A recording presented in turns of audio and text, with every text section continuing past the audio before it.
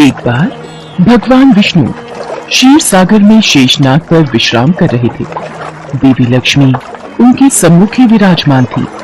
तभी ब्रह्मा जी के साथ अन्य देवता उनके समक्ष पधारे। जय ब्रह्मदेव, हे सच्चिदानंद, हे सृष्टि पालक। पापी रावण से पीड़ित होकर ये पृथ्वी, ऋषि, मुनि, देवता, गंधर्व सब आपकी शरण में आए हैं। इनकी रक्षा कीजिए भगवान, रक्षा कीजिए प्रभु, हमारी रक्षा कीजिए, रक्षा कीजिए प्रभु, हमारी रक्षा कीजिए। पृथ्वी पर सत्य का नाश हो रहा है प्रभु, पृथ्वी पर पाप की शक्तियां बढ़ रही हैं। लंका के राजा रावण ने तीनों लोकों में आतंक फैलाया हुआ है। देव, दानव, मनुष्य कोई उस पापी रावण के सामने टिक नहीं पाता, क्योंकि स्वयं ब्रह्मा और महादेव ने रावण को वरदान दिया है कि रावण की मृत्यु देव, दानव, नाग, किन्नर किसी के हाथों नहीं हो सकती। प्रभु, आपकी सृष्टि का भार उठाना मेरा परम धर्म है, पर जब पृथ्वी पर धर्म की जगह अधर्म अपना स्थान बनाने लगे तो मैं भी डोलने लगती हूँ। मैं अधर्म का भार कैसे संभालूं प्रभु? पाप की अग्नि से मैं जलने लगी हूँ। प्रभु, मेरी रक्षा कीजिए। पृथ्वी त्राही त्राही कर रही है प्रभु। जब अभिमानी रावण चलता है तो ऐसा लगता है मानो अपने पांव तले पृथ्वी को कुचल देगा। पृथ्वीवासी घबरा रहे हैं प्रभु। समस्त ऋषि मुनि भी रावण के आतंक से परेशान हैं। अबलाओं और मानवता की लाज बचाने वाला पृथ्वी पर कोई नहीं प्रभु। यदि कोई सत्य और धर्म की राह पर चलने के लिए सोचता है तो वह मनुष्य जीवित नहीं रहता। हर प्राणी को पाप के रास्ते पर चलने के लिए विवश किया जा रहा है। जब पाप की शक्ति बढ़ जाए तो पुण्य की शक्ति का जन्म होना आवश्यक है प्रभु। आपके कथन अनुसार जो व्यक्ति परिश्रम, पूजा, पाठ और अच्छे कर्म करेगा उसको आपका आशीर्वाद अवश्य प्राप्त होगा। इसलिए प्राणियों की रक्षा करना आपका कर्तव्य है प्रभु।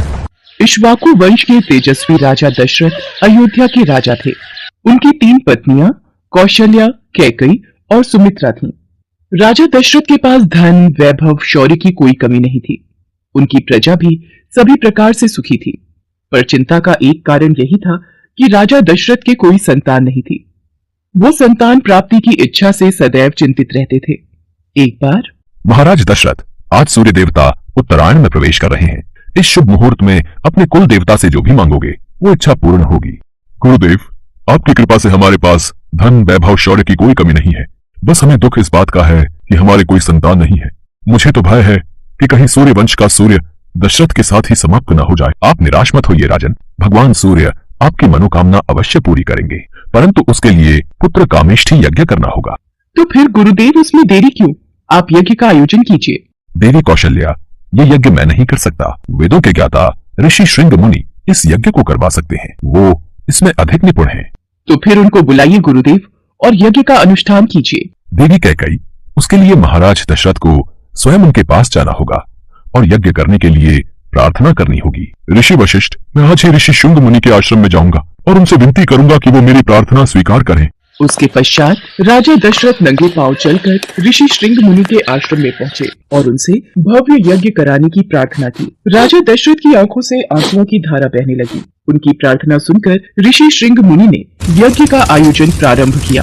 यज्ञ शुरू करने के साथ ही राजा दशरथ ने अपनी चतुरंगिनी सेना के साथ श्याम कर्ण नाम का घोड़ा छोड़ दिया। इसके बाद उनका यज्ञ शुरू हुआ। इस यज्ञ में ऋषि श्रृंग मुनि के साथ साथ सभी ऋषि मुनि, तपस्वी, विद्वान, मित्र, राजा, महाराजा और उनके गुरु वशिष्ठ भी शामिल हुए। इन सभी लोगों की उपस्थिति में यज्ञ का आरंभ हुआ। मंत्रोच्चार से चारों दिशाएं गूंज उठी और यज्ञ की आहुति से सभी दिशाएं महक उठी और हवन कुंड की अग्नि में से अग्निदेव प्रकट हुए।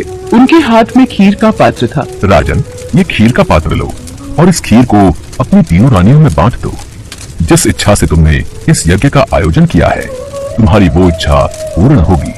धन्यवाद अग्निदेव, आपने मेरी सारी चिंताएं दूर कर दी। आपकी जय हो अग्निदेव। यज्ञ के समाप्त होने के बाद महाराज दशरथ ने अपने सभी अतिथियों, ऋषि मुनियों, ब्राह्मणों आदि को दान देकर सकुशल विदा किया। कौशल्या, ये खीर का पहला भाग मैं तुम्हें देता हूँ, इसे ग्रहण करो। कैकेयी, ये खीर का दूसरा भाग हम तुम्हें देते हैं। ये लो सुमित्रा, खीर का तीसरा भाग तुम खाओ। सुमित्रा, तुम सबसे छोटी हो, इसलिए पहले मेरी इस खीर का थोड़ा हिस्सा तुम खाओ। आपने सही कहा दीदी, फिर तो मेरी खीर का भी कुछ भाग मैं सुमित्रा को देती हूँ। कौशल्य और कैकई अपनी खीर में से एक एक निवाला सुमित्रा को खिला देती हैं। इस प्रकार सुमित्रा खीर का एक भाग नहीं 2 भाग ग्रहण करती है। यज्ञ के प्रभाव से राजा दशरथ की तीनों पत्नियां गर्भवती हो गईं और चैत्र मास के शुक्ल पक्ष की 9वीं तिथि को पुनर्वसु नक्षत्र में राजा दशरथ की सबसे बड़ी रानी कौशल्या ने शिशु को जन्म दिया। वह शिशु बेहद ही आकर्षक और तेजस्वी था और वह और कोई नहीं बल्कि भगवान विष्णु का ही स्वरूप था। इसके बाद रानी कैकई ने एक पुत्र और रानी सुमित्रा ने 2 तेजस्वी पुत्रों को जन्म दिया। 4 पुत्रों को पाने के बाद महाराज दशरथ बहुत ही प्रसन्न हो गए और उन्होंने पूरे राज्य में उत्सव मनाया। कुछ समय बाद चारों पुत्रों का नामकरण किया गया। महर्षि वशिष्ठ ने दशरथ जी के बड़े पुत्र का नाम राम, दूसरे का भरत, तीसरे का लक्ष्मण और सबसे छोटे पुत्र का नाम शत्रुघ्न रखा। चारों बालकों की किलकारियों से पूरा महल गूंज उठा। सभी देवी देवता भगवान राम के जन्म दिवस पर आकाश से फूल बरसाने लगे।